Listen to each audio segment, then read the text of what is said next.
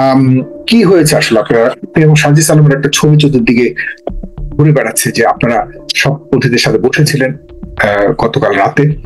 এরপর তাহলে কেন এই দুর্ঘটনা ঘটলো, এত বড় দুর্ঘটনা যেটা ইতিহাসে কখনো হয়নি? আসসালামু আলাইকুম রহমতুল্লাহ।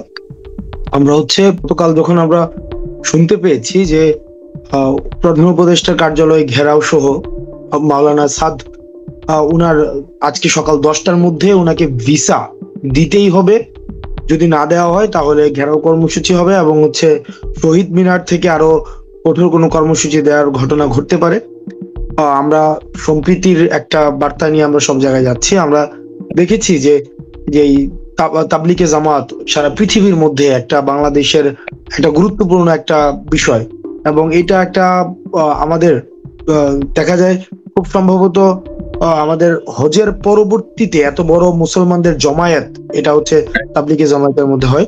তো যেহেতু বিষয়টি একটি অনাকাঙ্ক্ষিত পরিবেশের দিকে যাচ্ছিল, কিছুদিন আগেও আমরা দেখেছি একটা প্রোগ্রাম হয়, আবার তার পাল্টা প্রোগ্রাম হয়, আবার যেন অনাকাঙ্ক্ষিত পরিবেশ না তৈরি হয় সেজন্য আমরা গতকাল উভয় পক্ষের সাথে আমরা ফোনে কথা বলে আজকে রাত 11টায় আমি টঙ্গীতে যাই। আমি সার্জি সহ আমাদের আরো কিছু গাজীপুরের কিছু আমাদের যারা ছোট ভাই আছে, তারপরে আমাদের যারা এই বিষয়ে পরামর্শ দেন তাদের সাথে কথা বলে আমরা গিয়ে সেখানে আমরা যেন আগামীকাল পরিস্থিতি কোনোভাবেই অপ্রত্যাশিত না হয় সেজন্য আমরা পন্থী হিসেবে যারা পরিচিত তাদের সাথে কথা বলেছি, এবং কথা বলার একটা পর্যায়ে আমরা একটা সিদ্ধান্তে পৌঁছাই যে তারা আগামীকালের যেই উপদেষ্টা কার্যালয়ের ঘেরাওয়ের যে কর্মসূচি সেটি প্রত্যাহার করবেন। কারণ উপদেষ্টার সাথে টেবিল ডিসকাশন, যেহেতু টেবিলে বসে আলোচনা করার সুযোগ থাকবে, সেই জন্য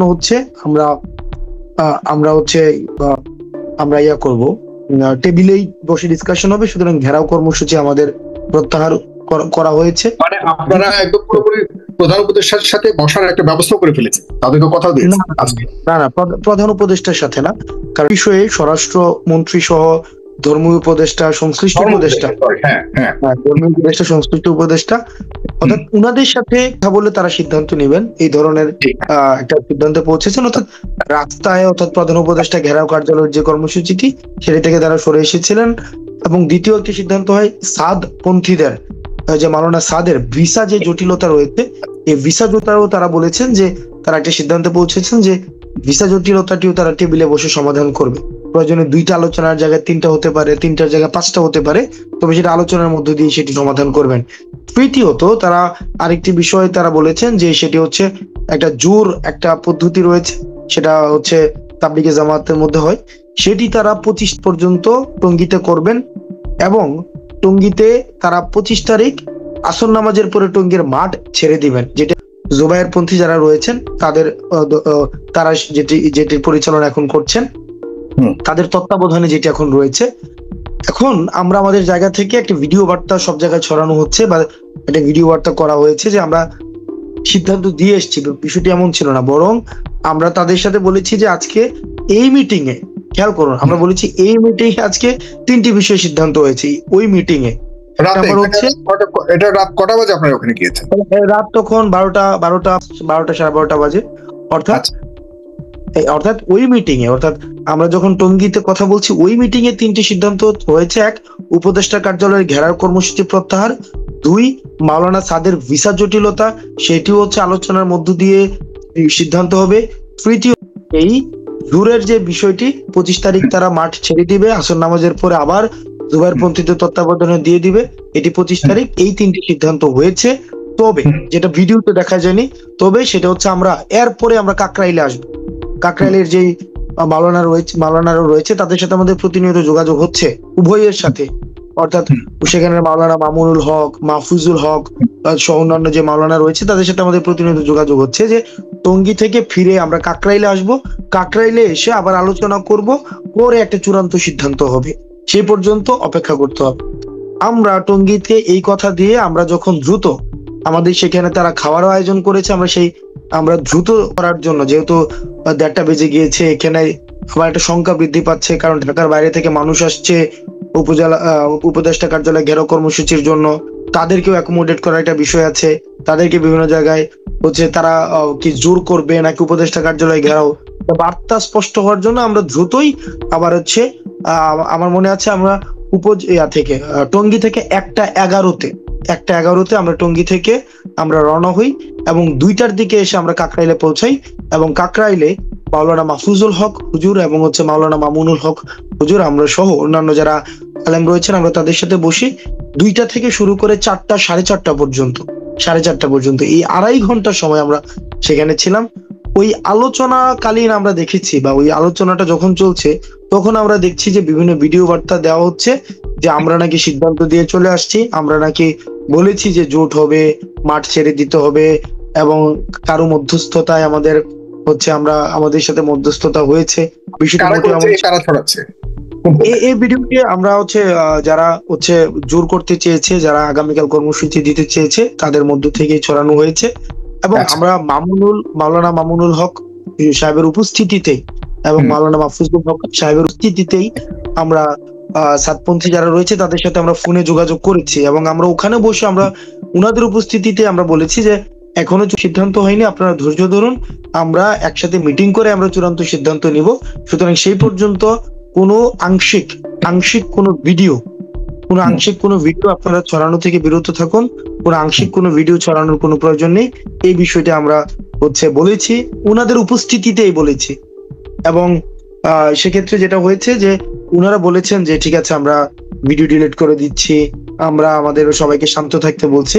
কিন্তু ঘটনাটি পরবর্তীতে আমরা রাত 2:30 পরে আমরা ওখানের সাতপন্থীদের যিনি এই বাংলাদেশের যে মাওলানা আমরা মাওলানা ওয়াসিফ উদ্দিন হুজুরের সাথে আমরা কথা বলেছি।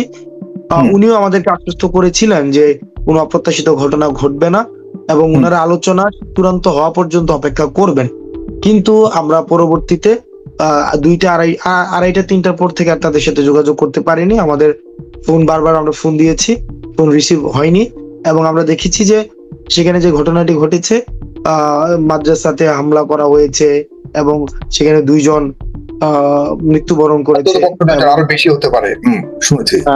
হতে পারে এবং একটা উল্লেখযোগ্য সংখ্যক হসপিটালাইজড করতে হয়েছে, যেটা আসলে খুবই অপ্রত্যাশিত। কারণ আলোচনা চলছিল। এক্ষেত্রে 2টা সমস্যা হয়েছে।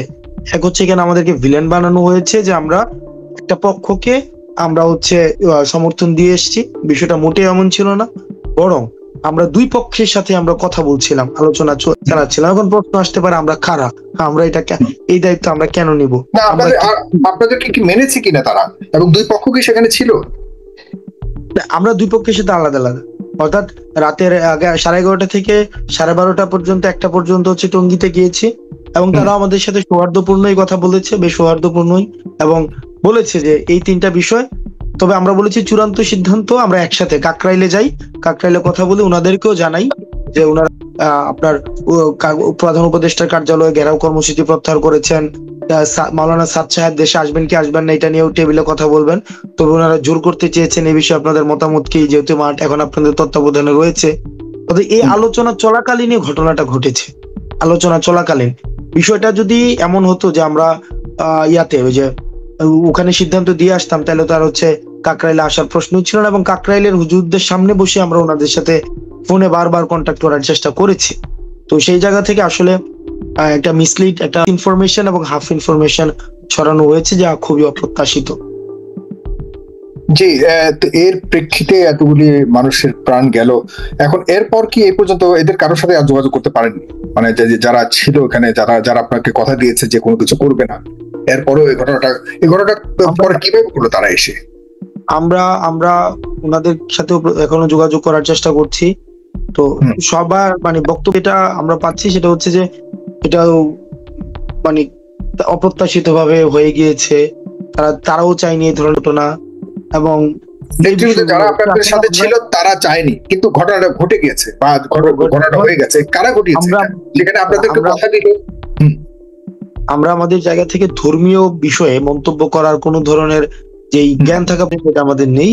তো আমি ধর্মীয় কোনো বিষয়ে অর্থাৎ এই বিষয়ে কে বঞ্চিত না, আমরা এই বিষয়ে কোনো মতামত আমরা চাচ্ছি না। এটি যারা হচ্ছে আলেম ওলামা রয়েছেন তারা পারস্পরিক ভাবে বসে সিদ্ধান্তটি নেবেন, কারণ এই বিষয়টি চূড়ান্ত সিদ্ধান্ত আলেম ওলামারাই নেবেন। আমরা শুধু Right. যেটি চেয়েছি সেটি হচ্ছে যেন কখনোই সংঘর্ষে না যায় এবং উভয় পক্ষের আলেম ওলামাগণ, আমি হুম। আপনার সামনে বলতে পারি উভয় পক্ষের আলেম ওলামাগণের কাছে আমাদের এই প্রস্তাবটাই ছিল যে দয়া করে বাংলাদেশের পরিস্থিতি বুঝে, বর্তমান যে সিচুয়েশন এটা বিবেচনা করে, বা বর্তমান সিচুয়েশনটা মানে যে কোনো পরিস্থিতিতে আমরা আলেম ওলামারা যারা সমাজের পথ দেখায়, যারা সমাজে হচ্ছে গ্রহণযোগ্য মানুষ হিসেবে পরিচিত, যাদেরকে আমরা সম্মান করি, যাদেরকে আমরা মানি, তাদেরকে আমরা মুখোমুখি অবস্থানে দেখতে চাই না।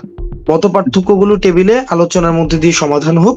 সুতরাং আমরা 2 জন হই 5 জন হই, এটা কখনোই যেন সংঘর্ষে না যায়, কখনোই যেন এটা রাস্তায় না যায়, এই বিষয়টা, এই বার্তাটাই আমাদের দুই পক্ষেই ছিল এবং দুইটা পক্ষই আমাদের সাথে বেশ সৌহার্দ্যপূর্ণ ভাবে আলোচনা করেছিল।